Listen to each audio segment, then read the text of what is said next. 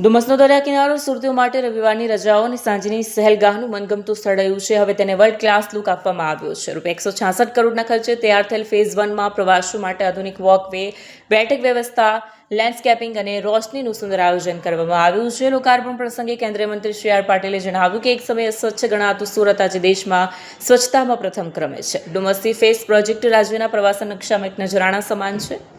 માત્ર ડુમસ જ નહીં પરંતુ સમગ્ર સુરત શહેરમાં આંતરમાળખાકીય સુવિધા મજબૂત કરવા માટે કુલ 673.12 કરોડના પ્રકલ્પોનું લોકાર્પણ અને 247.80 કરોડના કામોનું ખાતમુહૂર્ત કરવામાં આવ્યું છે.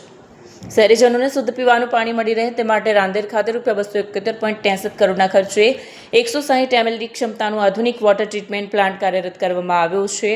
ગરીબ અને મધ્યમ વર્ગના પરિવારો માટે પ્રધાનમંત્રી આવાસ યોજના હેઠળ ભેસ્તાન અને પાલનપુર ભેસાણ ખાતે ₹55 કરોડથી વધુના ખર્ચે આધુનિક આવાસોનું લોકાર્પણ કરાયું છે. સુરત મનપાએ ગ્રીન એનર્જી તરફ ડંગ માંડતા 56 કરોડના ખર્ચે 6.3 મેગાવોટ ક્ષમતાનો વિન્ડ પાવર પ્લાન્ટ શરૂ કર્યો છે. નાયબ મુખ્યમંત્રી હર્ષ સંઘવીએ ટીમ સુરતને અભિનંદન પાઠવતા કહ્યું કે ડુમસથી ફેઝ પ્રોજેક્ટની ડિઝાઇન વિશ્વસ્તરીય માપદંડો મુજબ તૈયાર કરાઈ છે. સુરતના મેયર દક્ષિશભાઈ માવાણીએ ઉમેર્યું કે ડુમસ હંમેશાથી સુરતીઓના હૃદયની નજીક રહ્યું છે. આ પ્રોજેક્ટ દ્વારા કુદરતી સૌંદર્યને જાળવી રાખીને અત્યાધુનિક સુવિધા વિકસાવવામાં આવી છે જે સ્થાનિક અર્થતંત્રને વેગ આપશે.